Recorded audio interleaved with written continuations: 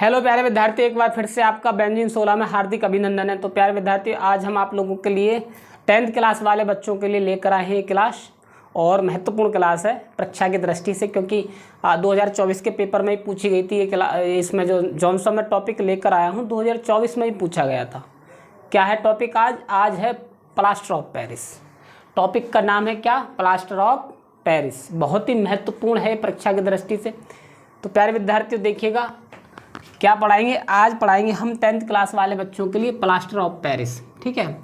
अच्छा, plaster of Paris का रासायनिक नाम क्या होता है? रासायनिक नाम क्या होता है? Calcium sulphate hemihydrate. कैल्शियम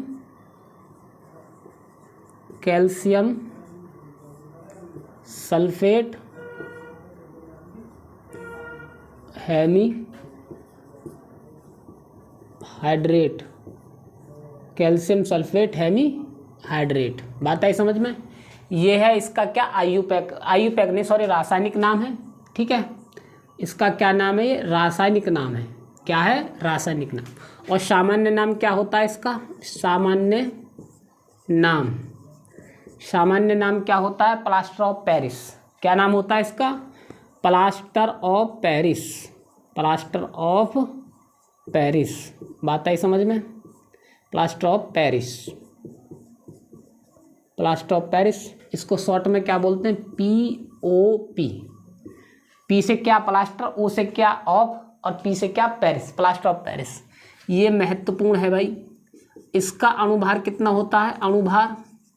अणुभार की बात करें तो प्लास्टर ऑफ पेरिस का अणुभार कितना होता है? 136.13। बात है समझ में? तो आज हम इसी को पढ़ाने जा रहे हैं, प्लास्टर ऑफ पेरिस को।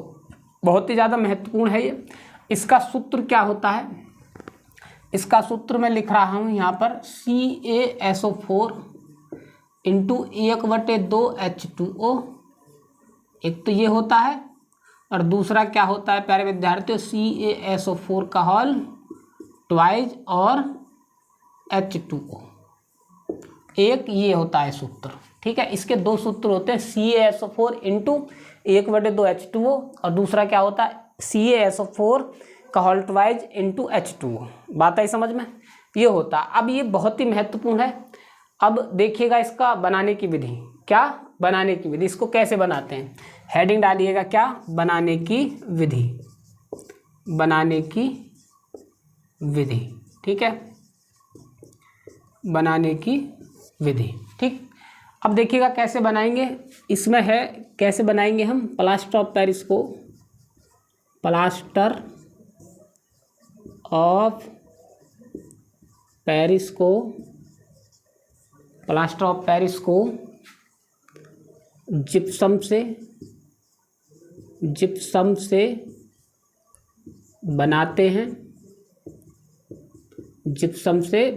हैं, तथा जिप्सम को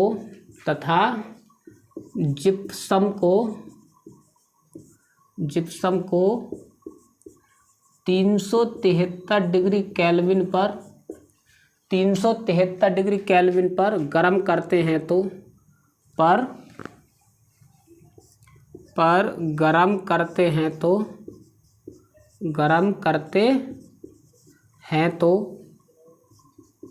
तो प्लास्टर ऑफ पेरिस प्राप्त होता है। प्लास्टर ऑफ पेरिस प्राप्त होता है। बात आई समझ में? प्लास्टर ऑफ पेरिस प्राप्त होता है, या फिर 373 की जगह 120 पर भी हीट करेंगे तब भी प्राप्त हो जाएगा। ये बात आई समझ में? 120 पर हीट करेंगे तब भी प्राप्त हो जाएगा। समझे नहीं समझे? देखिएगा अब कैसे करेंगे। देखिएगा क्रिया, देखिएगा कैसे करेंगे। जिप्सम का फॉर्मूला क्या होता है? CaSO4 × 2H2O।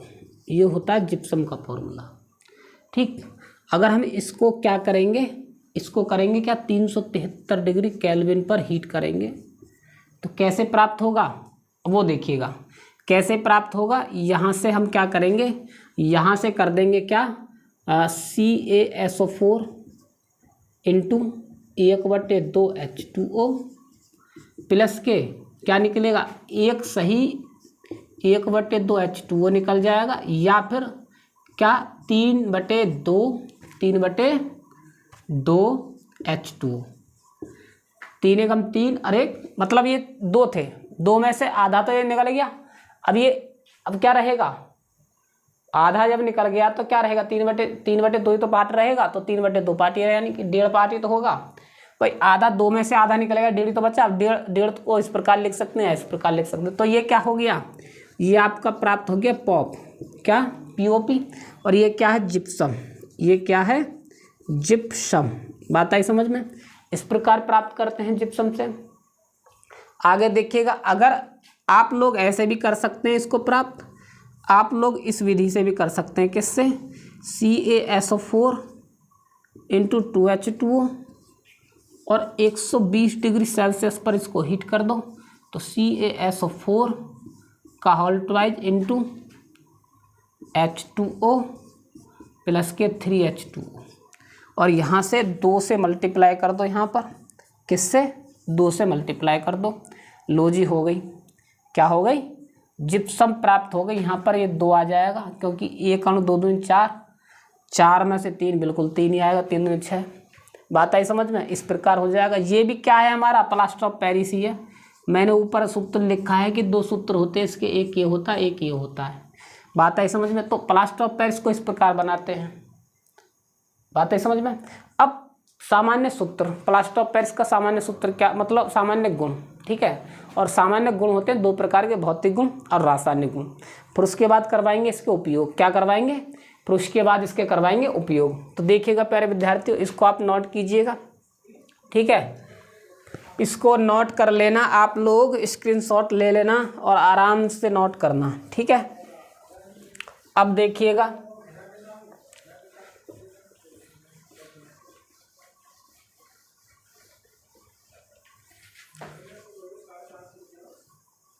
हेडिंग डालिएगा क्या, सामान्य गुण। क्या लिखेंगे, प्लास्टर ऑफ पेरिस के,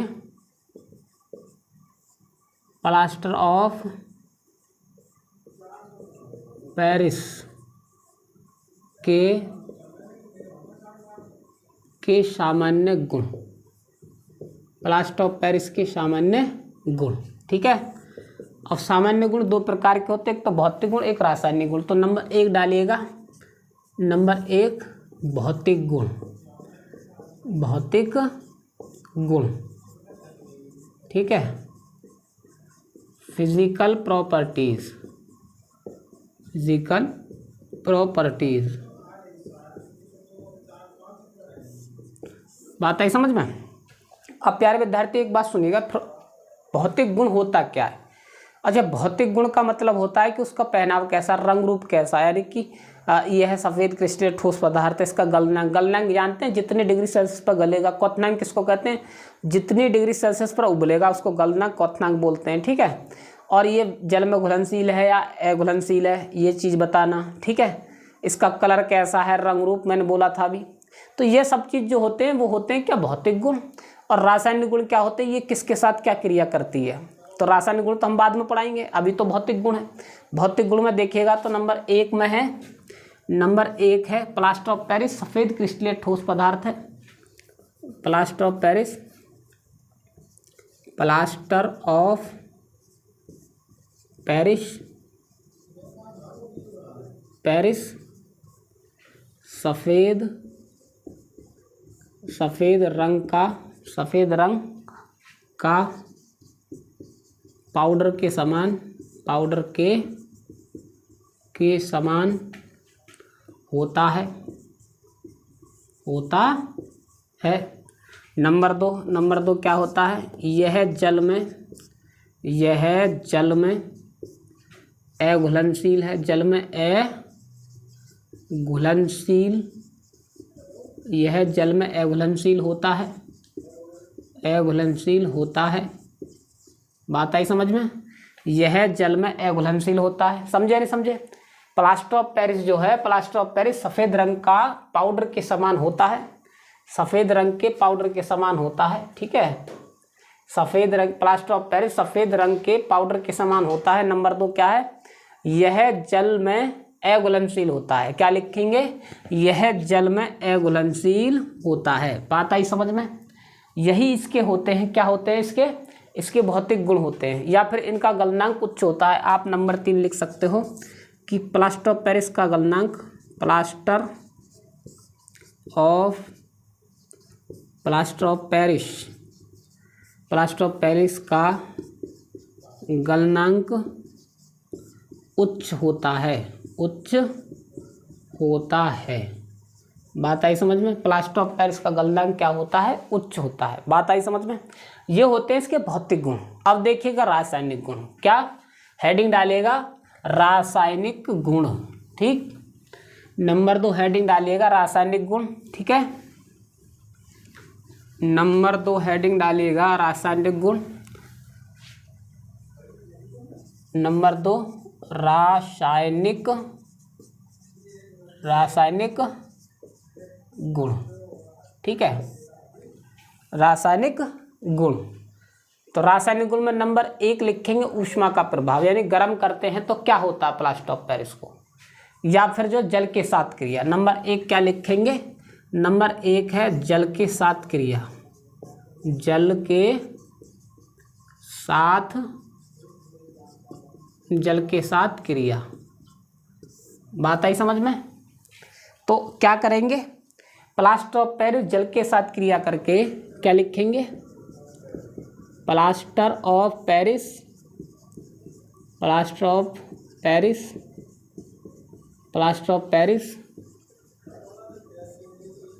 जल के साथ, प्लास्टर ऑफ पेरिस जल के साथ क्रिया करके जिप्सम बनाता है, जिप्सम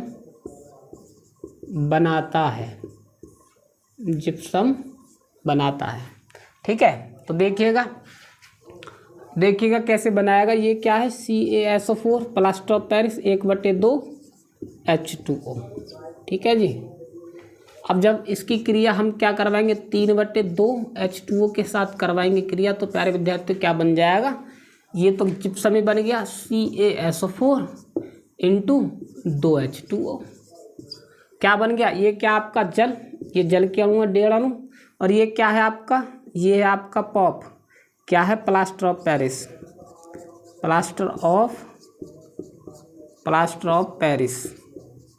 ठीक है, प्लास्टर ऑफ पेरिस, ये क्या है आपका जिप्सम। बात आई समझ में, ये क्या है आपका जिप्सम। समझ में आई। ये एक ही क्रिया होती है बस प्लास्टर ऑफ पेरिस की। प्लास्टर ऑफ पेरिस जो है एक ही क्रिया करता है, या फिर जल के अणु निकाल देता है, ज़्यादा से ज़्यादा जल के अणु निकाल देता है। कैसे, ऊष्मा का प्रभाव। नंबर 2 देखिएगा, नंबर 2 लिखिएगा, ऊष्मा का प्रभाव। ठीक है, ऊष्मा का प्रभाव। ठीक, इफेक्ट ऑफ टेम्परेचर, इंग्लिश में क्या बोलते हैं, इफेक्ट ऑफ टेम्परेचर। इसको क्या बोलते हैं, रिएक्शन विद वाटर। क्या बोलेंगे, रिएक्शन विद वाटर, जल के साथ क्रिया। इसको क्या बोलेंगे, इफेक्ट ऑफ टेम्परेचर। क्या बोलेंगे, इफेक्ट ऑफ टेम्परेचर। ठीक है, इफेक्ट ऑफ टेम्परेचर। ठीक, अब देखिएगा प्लास्टर ऑफ पेरिस जल के साथ क्रिया करके, मतलब प्लास्टर ऑफ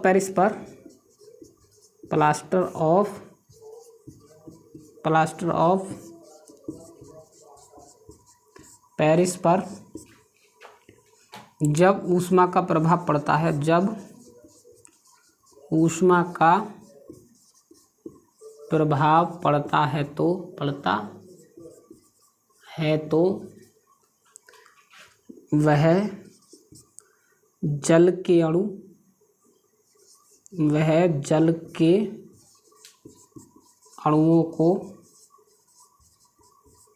को निकाल देता है।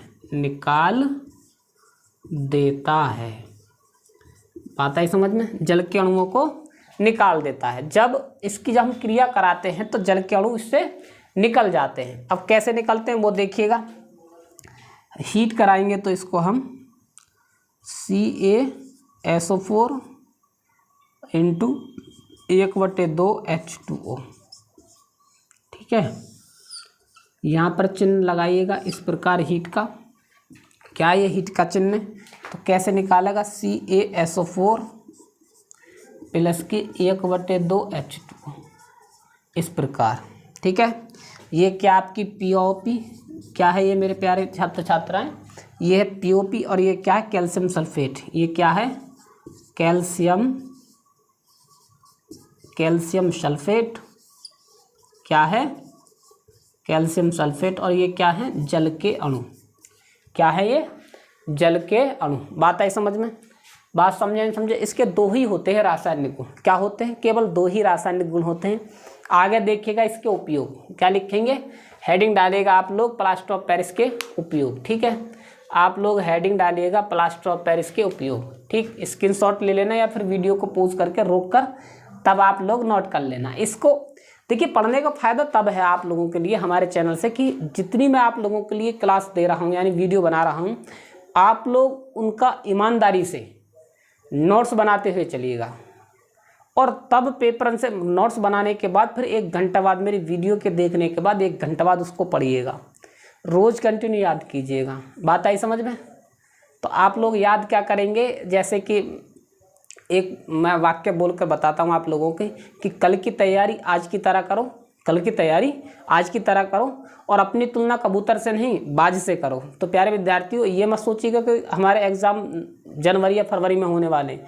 ये सोचिए कि एग्ज़ाम हमारे 1 या 2 महीना में होने वाले हैं। हमको मेहनत करनी है कठोर, तो कठोर मेहनत कीजिए आप अपनी। बात है समझ में? तो कल की तैयारी आज की तरह करो और अपनी तुलना कबूतर से नहीं बाज से करो, ठीक है। तो देखिएगा, हेडिंग डालेगा प्लास्टर ऑफ पेरिस के उपयोग। क्या डालेंगे? आगे हेडिंग डालेगा प्लास्टर ऑफ पेरिस के उपयोग, ठीक है। हेडिंग डालिएगा और लिखिएगा प्लास्टर ऑफ पेरिस के उपयोग। Plaster of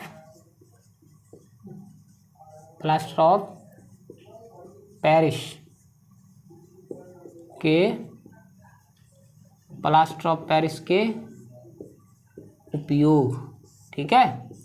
plaster of Paris के उपयोग नंबर 1, उपयोग में नंबर 1 क्या डालेंगे? नंबर 1, प्लास्टर ऑफ पेरिस का उपयोग शल्य चिकित्सा में होता है। प्लास्टर ऑफ पेरिस का उपयोग यहाँ पर लिखिएगा number 1, plaster of Paris. Plaster of Paris यानी कि शॉर्ट में क्या बोलते हैं इसको? POP। प्लास्टर ऑफ पेरिस का उपयोग शल्य चिकित्सा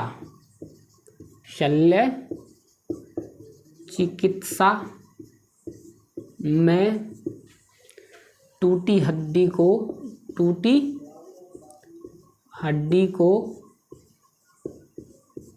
को जोड़ने में किया जाता है। टूटी हड्डी को जोड़ने में किया जाता है।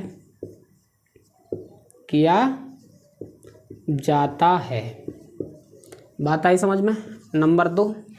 नंबर 2 में क्या करना है आपको? नंबर 2 में करना है मूर्तियों के निर्माण में यानी मूर्तियां बनाने में,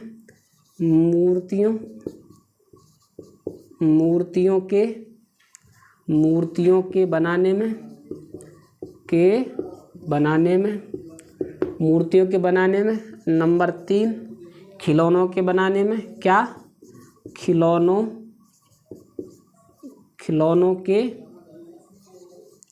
के बनाने में।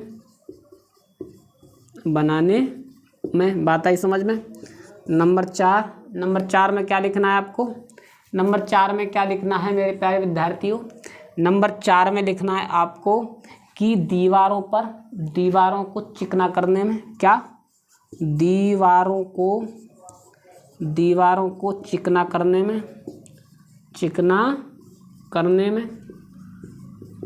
में बात आई समझ में, बात आई समझ में। नंबर 5,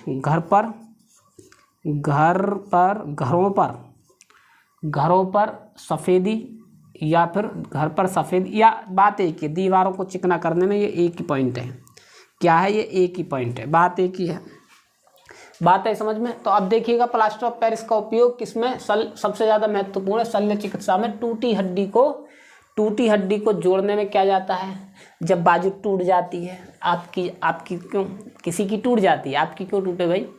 किसी बच्चे की बाजू टूट जाती है किसी कारणवश दुर्घटना से, ये नहीं कि स्वयं तोड़ता है, वो तो कोई आपत्तिजनक कोई हो जाता है घटना, दुर्घटना में टूट जाती है। तो आपने देखा होगा जब डॉक्टर साहब जो होते हैं उनके पास जब जाते हैं तो प्लास्टर करते हैं, प्लास्टर ऑफ पेरिस, वही तो प्लास्टर होता है। ये आपके घरों पे पुट्टी जो होती है, पुट्टी करने के काम भी तो प्लास्टर ऑफ पेरिस का ही होता है। बात आई समझ में, ठीक है। मूर्तियाँ जो बनी हुई होती है वो प्लास्टर ऑफ पेरिस की तो होती हैं, खिलौने भी इसी से बने होते हैं। दीवार को चिकना करने मतलब पुट्टी करने के काम यही इसका ही काम होता है। बात आई समझ में। तो ये यहाँ पर प्लास्टर ऑफ पेरिस पूरा हमने पढ़ा दिया आप लोगों के लिए प्यारे विद्यार्थियों। हमने सबसे पहले आपके बताया क्या? रासायनिक नाम, ठीक है, रासायनिक नाम बताया, इसका सामान्य नाम बताया, अणुभार बताया, प्लास्टर ऑफ पेरिस का सूत्र बताया, भौतिक गुण, रासायनिक गुण, बनाने की विधि, उपयोग, सब कुछ कराया जो भी पूछा जाता है। 2024 के पेपर में पूछा गया था कि क्या होता है जब प्लास्टर ऑफ पेरिस को गर्म किया जाता है। तो बात आई समझ में, प्लास्टर ऑफ पेरिस को गर्म किया जाता है, तो गर्म करने पर क्या प्राप्त होता है? ये प्राप्त होता है क्या? Calcium sulphate. बात आई समझ में। परीक्षा के दृष्टि से बहुत ही महत्वपूर्ण टॉपिक है, ये पूछा ही जाता है अक्सर, तो आप लोग निश्चित तौर से इसको देख लेना जरूर, ठीक है। तो प्यारे विद्यार्थी, इसी के साथ आज हम करते हैं इस टॉपिक को समाप्त। आगे कोई अगली क्लास में लेकर आएंगे कोई अच्छा सा टॉपिक। तब तक के लिए शुभ रात्रि।